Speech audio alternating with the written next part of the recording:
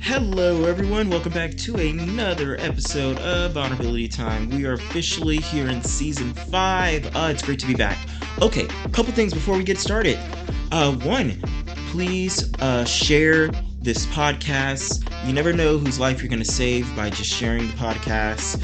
Two, please leave a review of the podcast on Apple Podcast or wherever you're listening to your podcast from. Please leave a review. It really helps the algorithm. It really helps the podcast, get more noticed and all that good stuff. And third thing, so in the episode description below, we will have the video podcast link. So if you're wanting to watch the video interaction, please click in the episode description below and you will find the YouTube link.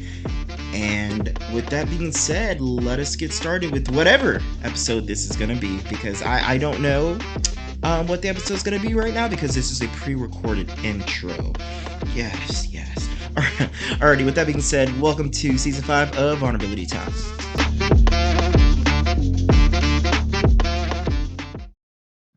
So Yeah, I'm okay feeling right now. better now. Yeah, A bit for sure. better. We love But some good cough drops. yes, they did check my kidneys and they said I have normal functioning kidneys. Okay, Just good. Yeah. they were just like, you just have a mild infection, and I was like, it still feel fucking mild. It Right. don't Feels feel like like nothing No, it mild. feels worse. feels Kidneys are like the horrible. worst things ever Yeah, to I can't you tell know, if get it's like regular infected. back pain or if it's like, Oh you yeah, know. no. OMG. And Mm-mm. Sneha's in med school, so Yes.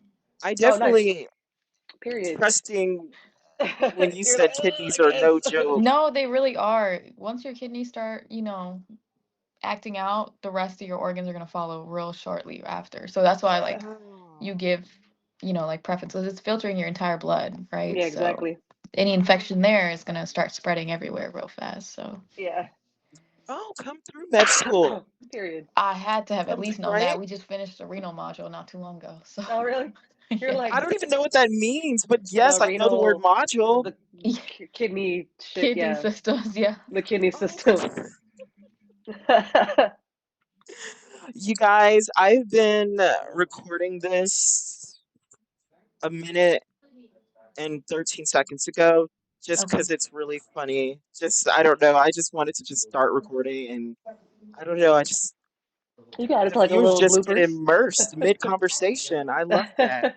Period. Um, I have a pre-recorded intro, so I no longer like do the intros. So I'm kind of like navigating how do I just even start an episode.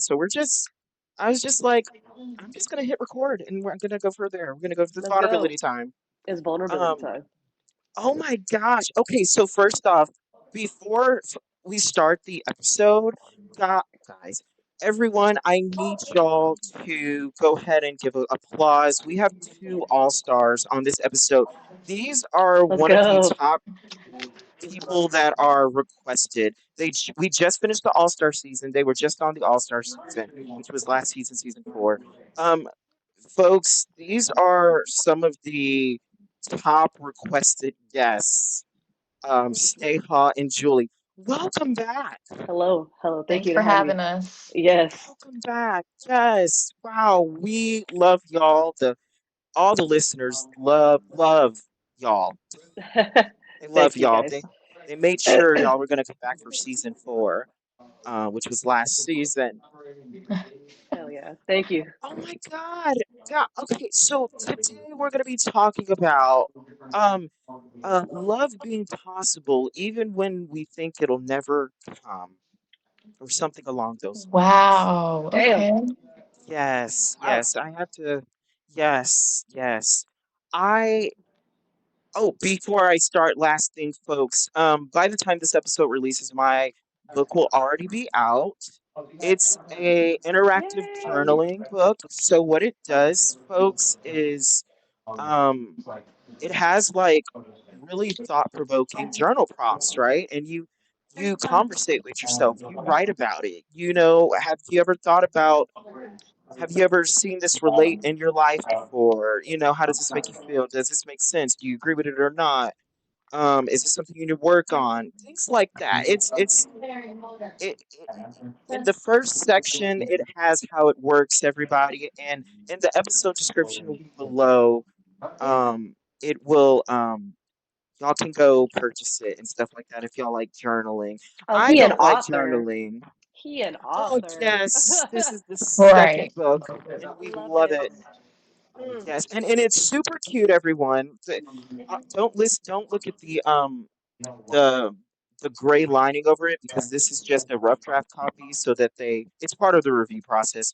But okay, this is terrible lighting for it, but it's That's such a okay. cute background. It's such a cute cover, I swear. But anyways, that's just for all the listeners, for whenever this episode does release. I want people to go check it out if they want some healing and some wisdom. Turn their wounds into wisdom. That's what it's called. Okay. Like, So, yes, let me read that title one more time. Will love um is love possible even when we think it'll never come? I have definitely been you know, um, in that realm, many of times of it's kind of like I know love is possible because I see it in other people, but mhm. it's just like I don't see it present in my life. First off, just based off that topic alone, like what does that mean to like y'all? Like have y'all ever experienced that in y'all's lives? Y- I'm gonna let Julie go first. Yeah, yeah, no, yeah. I was just trying to articulate. Excuse my raspiness. Yes, yes, we love it. um, in a sense, yeah. I had this vision of what I thought love was when I was dating around, and then um, after getting out of like a really hard, seriously narcissistic, abusive relationship, Everybody. I like went a while without seeing anybody in my healing journey, and then I went to a phase where like I was trying to date, um, and like when I was dating around and talking to people, and like hearing the things that they value in people and seeing how quickly they just drop people, and um, I met this one person. It's funny. Me and my girlfriend just talked about like our dating like phases, and there's one person that I told my therapist about, and I was like, yeah, like this person is really great because she agrees with me on this thing and she has this thing in common with me, but like this one yellow flag I have about her is this. My therapist is like, Yellow. oh, hold on, yellow flag, have you met her yet? And I was like, no, but it's just something that like, okay, she's like, okay, pause, just continue. And I was like, okay, well, the yellow flag is this because, and I think it was more like I can't remember what the yellow flag was, but I named like two or three yellow flags, and I was like, yeah, like it could turn into a red flag, or maybe I just don't know her yet. And she's like, well, why are you enabling yellow flags? Why are you allowing that um like energy into your life? And I was like, well, it sounds really like sadistic and fucked up, but it's like it's kind of what I'm used to. I'm like, oh, Yeah. people aren't perfect, you know. Hmm. Um, and I was like, if that's not normal, then like what is? Mm. And she's like, not perfect is not the same as like, I don't know, like people having yellow flags or red flags or whatever. You don't date someone for their potential. Yeah, they're not perfect, but you don't date for potential. You date for what they present to you. And I was like, that's just not what I'm used to, though. It was just an insane feeling. And so, like, I was just like, damn, like, will I just not find someone for me then if, like, Hmm. you know? And then I met, Right. and then I met my girlfriend. I don't know if you got her in the recording, but then you got get I did. and then you get my lovely girlfriend, who, Bringing your cough drops. yeah, bringing me cough drops because she hears me coughing. uh, Yes. and yeah, so like I found what love actually is, but for a while I was just like, love is just like this imperfect thing, right? Hmm. Um, and like it's not always going to be perfect, if that makes sense. Which is, I mean, it's true on one end, but I mean on like the on the other end of the spectrum. Right. I think to like expand on what Julie said, like I went through something similar. I got out of a hard relationship, to Mhm. say, you know, the least. Anyways, so I also had to go through therapy, and I didn't do therapy until I got to medical school. I tried in undergrad, and I just felt very awkward, very not open to the idea of therapy because Mhm. I'm, in my culture, that's not normal to just be like, oh, you got problems? Okay, we'll deal Same. with it. Yeah. You know, Yeah. like there's other people with problems, deal with it. Same. So, I was talking to my therapist and I was again telling her like just basically about my old relationship and like the things that happened in the relationship. And it wasn't like I was exaggerating or anything like that. And I didn't even start talking about my feelings, just like things that were happening in my relationship. And she Mhm. just had to like she listened and I could just see her face change. Like she was looking at me like I was crazy. She was like, so you didn't nothing? Not a single? You didn't think one thing was like bad enough so you can like stop and leave? Or Mhm. but I think that I was under the assumption that love is hard and marriage is hard, and while it is, you think when people say, oh, marriage is hard and love is hard, you think that includes infidelity, that includes like any type of Mhm. emotional, mental, physical abuse. You think that includes like being there for that person even if Mhm. they are like harming you, and after you've communicated like, hey, this is harming you, they're still doing it. You know what I Yeah. mean? And you Yeah. just think like you love like the potential you see in that person, but not so much the person they are right now, because you have no guarantee that this potential is going to be reached by that person. So you just stay and you try to prove to them, I'm a down loyal person, I Yeah. got your back, and Mhm. everything that society tries to promote these days, when infidelity is wrong. And like Right. Yep. breaking trust is wrong, and treating somebody horrible is wrong. Like, everybody has anger, and everybody has like they feel these intense emotions when they're in love with somebody, but Yeah. that doesn't give you the right to take out that emotion on the person you swear you love. Yeah. Right. you Never know Agreed. project that. so Mhm. for so for me it was like I was like, oh, this is normal. Like this is me. I have to stay and fight for my relationship. I have to stay and be this person's arm and leg and like his backbone and whatever. But Mhm. then like eventually once I got out that relationship and I was done with my healing journey, there was somebody like I met, and that person, it just came, everything he did was kind of like, whoa, Mhm. people like this exist. And mind you, Mhm. when in my last relationship, I would look at my friends or my family that are dating men that are treating them so nice, like things straight out of a movie. Like he'll just buy Yeah. you flowers because you glanced at that bouquet like Oh, once, Oh, and things like love that. it. And I'm Yeah. thinking like, okay, so people like this exist in real life. So where do you find this man? Did he come from Mars? Because there's not any on Earth. right. Yeah. Right. Yeah. Right. And Right. when I came across this man, it was kind of like he did everything out of a movie. My life felt very cinematic.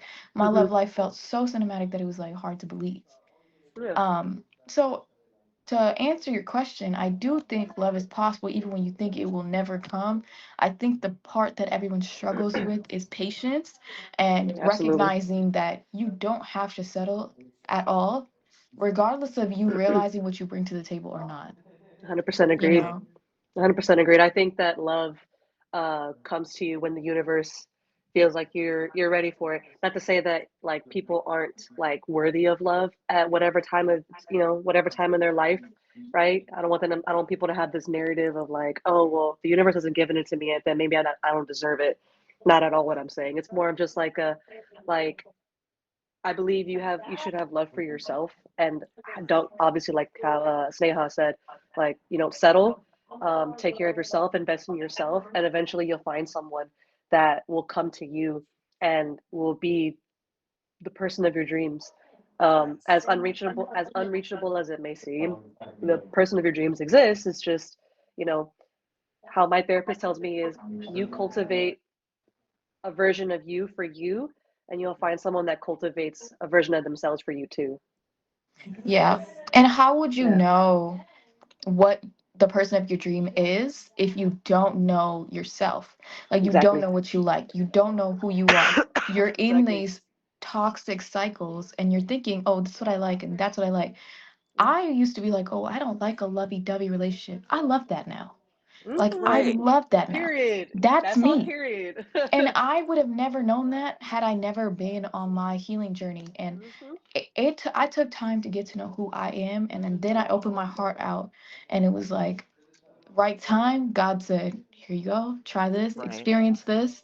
And Hmm. I'm at a point where it's like, if even this doesn't work out, I have to. I'm just gonna be grateful for this experience because now I know what I like and what I want in a man, and I also know Yes, what I don't like and what I don't want in a relationship or a man. So it's like absolutely. Yes. I know what I'm looking for. So people Right. always want these extravagant relationships, but you don't even know yourself. So how do you know what you want? And Hmm. you need to go on that healing journey to figure out who you are and what you want so you know what you're looking for. Because now Hmm. you're just looking in the dark and you don't know what you're looking for with no tools to Yes, help Right. you. exactly. No, no intentions in your decision making. Right. Hmm. Right. Period. Right. Oh man, y'all, that was so good. Okay, like there's just so much things there. Gosh, I forgot some of them because I got overwhelmed about the greatness. Um, okay, so one, yellow flags, that's a new term that I just learned just now. Yeah, That's Right. important. yeah. Yeah, because I always hear green flags, red flags. I was like, oh, yellow flags, that's a really That's a good one because great. the That's right. yellow That's a flags are the good ones one. that you're just like, yeah, it's You're okay. just And then like, they turn okay, red. okay, she runs a red light, whatever. It's okay, whatever, I guess. Right. She kind of ghosted me on our first coffee date. Okay, but then she messaged me later. Kind of yellow flag, you know, Yeah. Right. stuff like that. Something that y'all both make me think of while y'all were talking. Um, y'all both kind of touched on this. Once, like Sneha and Julie said in the previous season, pretty much, that turbulent stuff. I thought that was what love was, and now I'm just like I like the boring relationship. Yeah. Quote Yes, unquote boring, quote unquote. yes. Yeah, because I'm just like Honestly, Ah, it's really not boring to me. Like yeah. as a partner, it's not boring. Like the I I guess say quote unquote boring at because a lot of people I know for me, yes, we're thinking that oh we have to be Arguing. turbulent, Yeah. yes, arguing. yes, Yeah, yes, but it's just exactly. like it doesn't have to be like that. Oh, There's no absolutely. It's drama. okay. Yeah, I think you're not fighting, social, you're not working towards like you're not arguing about something, you're not like yeah. irritated at each other about whatever. Right. And I'm like, no, just I yeah, think social media and age plays such a huge role in that because social media absolutely. promotes like you see your favorite celebrity. What's the latest Mhm. tea on your favorite celebrity? Oh, he slept with him or he slept with Mhm. this girl and they were at this club together. And Mhm. it's like That's that just our stuff. culture. Right. So like when you go through like traumatic experiences of infidelity and things and trust issues, and then you Mhm. get out of that, you heal and you get into another relationship. At first, I will be honest, it's hard to It's adjust. It's like hard. Oh you're It's yeah, for hard. sure. expecting a problem, you're expecting turbulence. But then like once you Yep. adjust to it, it's kind of like, wow, like I like waking up in the morning and having peace on my mind. Like I like that my man can Absolutely. go out and I'm at peace. And I like that I don't have to Mhm. fight this person for every little thing. I can barely think of a thought and it's already Yes. happening. You know what I mean? And Yeah. someone that Right. wants to understand you and read you and like Yeah. want to do things for you, Absolutely. like it's refreshing and it's Yeah. healing Yes. in itself Yeah. It's because healing. healing is Yes. a process. It's not something that you just do and then now you're done and now you get to move on. Mhm. Right. Right. It's It's a a process, not a process. point. Exactly. So I agree. Wow. It's so you're leaving? refreshing having a partner. It's so refreshing having a partner that is safe to talk to and I Yes. can confide Safe. into, and I don't feel hesitant or afraid to talk to her about anything. Like if I have an issue about something, I'll bring it up to her. If she's not in the headspace for it, she'll let me know. Hey, I'm just not in the headspace for this right now. Give me X amount of time, or give me this much space, or whatever. We can talk about it later. Mhm. And when I tell people, at my job or at wherever I'm at, my friends or whatever, they just go, "Oh, y'all, y'all argued?" And I go, "No, we didn't argue. We had a Yeah. discussion. Yes. Um, Yes. we just had a discussion." And so, people are like, "Oh, okay, so y'all didn't fight?" No, and they just get a little. You could tell the disappointment a little bit in their faces when I tell people, "Yeah, no, we don't really fight. We discuss." Yeah. Oh, Um, yeah. I'm gonna write that down. yeah, like we don't fight, we Yes. discuss. Like I've never had a single fight with my partner. And when people are like, "There's no way you guys have never fought." And I go, "No, we don't fight. We discuss. We talk. Yeah. We don't Yes. argue. We don't scream at each other. We don't say negative Yes. things to each other and like throw shit in each other's faces. Yes. Yeah. Like we Healthy and effective communication. yeah, we compartmentalize and break things down, and we talk things out like adults. Right. Yes. So when I tell people, yeah, like we don't fight, and they're just like, "What?" And I say, yeah, I don't fight with my partner. I talk things out with my partner, man. Excuse me for just a second. I'll be right back. Mhm. Okay. No worries. But Oh my yeah, gosh, Julie, let me write that down. Let me write that down. yeah. Shut up. Julie, we have all listened and now see because now it's video recorded, but Mhm. we have all listened to your journey and your growth from season one, looking at you now, hearing what you're saying now. Oh my Excuse me. gosh. Yes. Well, thank Wow. you. Let me write down what you just said. One second. No worries. Um, But yeah, man, it's been a journey for me for sure. I'm very proud of wow. where I've come from, and I thank my therapist and a lot of that stuff because Yeah, we she's love she therapy. yes, I love therapy. She calls me out on my bullshit whenever I personalize or whenever I do whatever I do. Um, and she calls me out on it and says, "Hey, hey, hey, you're doing that thing again. Remember that thing we talked about last week?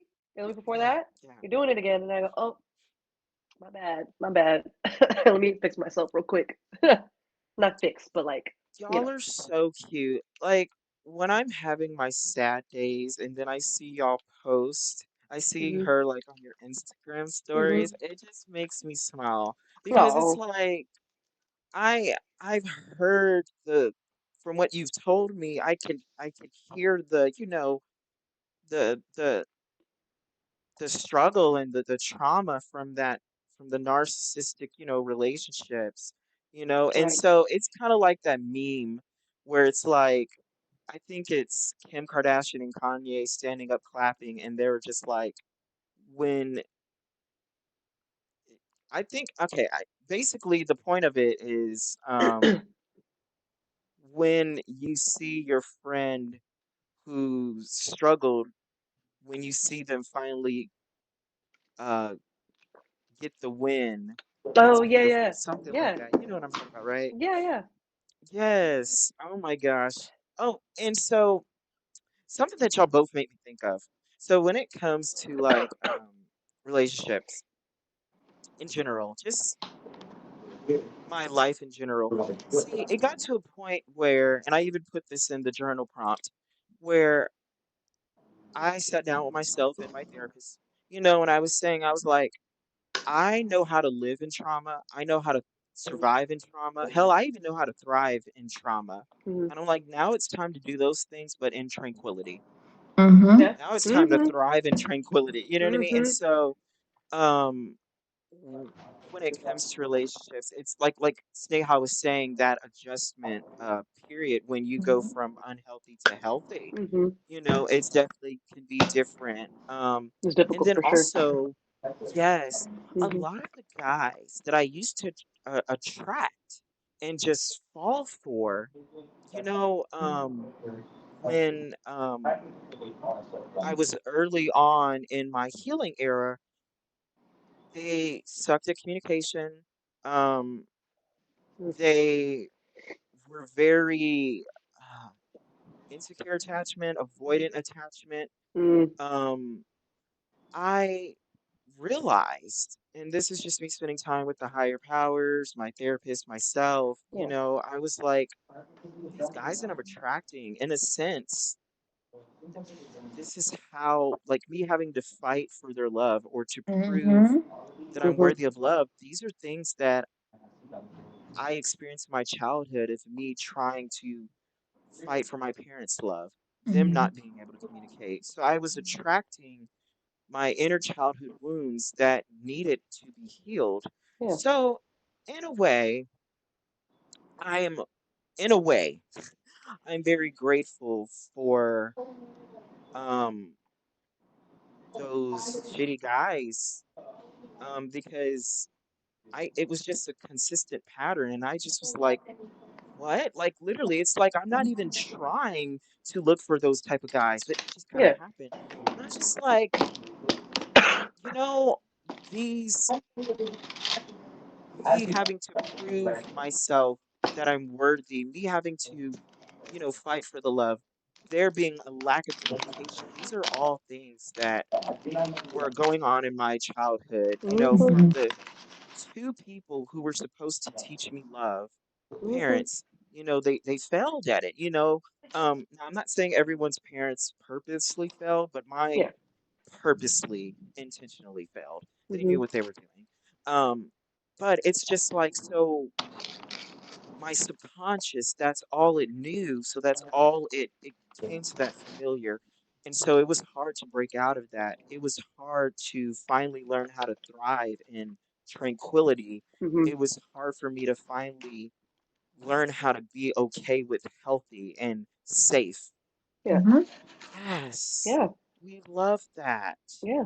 It was a really definitely a hard adjustment, like going from someone that came, like I said, from a narcissistic, abusive Yes, relationship to dating around to finally meeting someone who is um, healthy for Mhm. yes, like for just to keep it point blank and simple, just someone healthy, transparent, communicative, um, yes, and funny enough, she told me like, I would rather you just be forward with me, um, just be forward and just be straight up with me. I don't I'm not here to fuck around. I'm not here to play games. I'm here to right, have a serious, long-lasting relationship.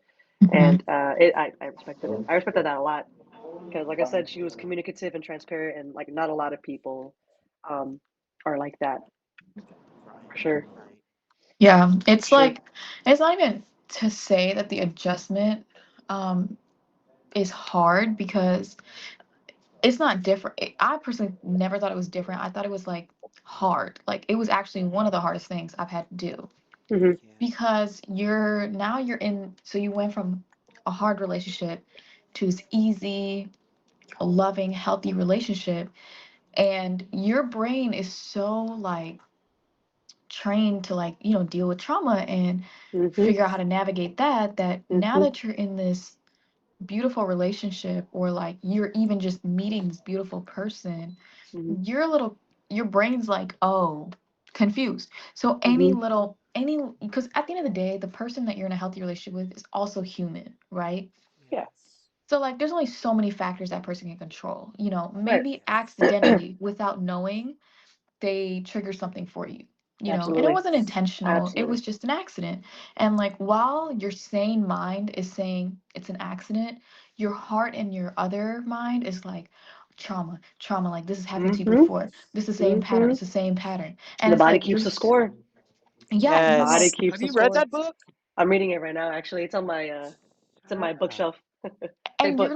you're like, oh God, like this has happened before, it's too Yeah. real. And so you're in this state of panic, and it's Hmm. almost like, because I felt like this, I felt like I was about to self-sabotage my healthy relationship Hmm. because I couldn't Yes. let go of my past and I Hmm. couldn't heal from certain traumas. And Right. it's just like, that's really sad because because at some point I had to like basically sit myself down and sit this other person down and have a conversation and be like, hey, this is my past. This is how Hmm. what you did triggered me, right? And though I might not be right in the way I reacted, and for which I sincerely apologize, Hmm. help me, like, give me the grace to grow with you so that Oh. because I don't ever want to hurt you. That's not my Period. intention. But I Period. want you to understand where I come from and why my Right. reaction is the way it is. Yeah. And somebody that's healthy, somebody that loves you, and somebody that wants the best for you will always understand. But Absolutely. you shouldn't take that as an excuse and not actively try to be better the next time something triggers you. Absolutely. So, and they would understand that and they would make it to where it's like there are no more triggers. They would be more careful because now they have Mhm. another piece of information about you. Oh, Mhm. this particular thing triggers her. So, I'm not Mhm. going to do it anymore. You know what I Yeah. mean? Yes. And you also learn yourself your own triggers and how to navigate your own triggers, right? And Yeah. like with my partner, for example, like she knows my triggers, I know her triggers. Obviously, we try not to like trigger each other, right? Mhm. But even when we do unintentionally, um, with each passing time or with time that's passing, right? Like we both learn how to navigate our own triggers and how to self-regulate. Um, Yes. without needing the other person to, I don't want to say hold your hand, but for lack of a better way of saying it, Right. hold your hand the entire time. So it's a lesson for Mhm. both of you. So it teaches your partner how to carefully navigate, you as an individual, and then you also learn yourself how to navigate your own triggers. Mhm. So it's a mutually beneficial thing. Yeah. So long as you guys are transparent, you're communicating about it. Um, Yes. you know what I mean? And you are Yeah. honest with each other whenever you are feeling triggered, or when you're not okay. That's why I tell Right. people all the time, like it's okay to tell people you're not okay, and it's okay to Right. just not be okay. Yes.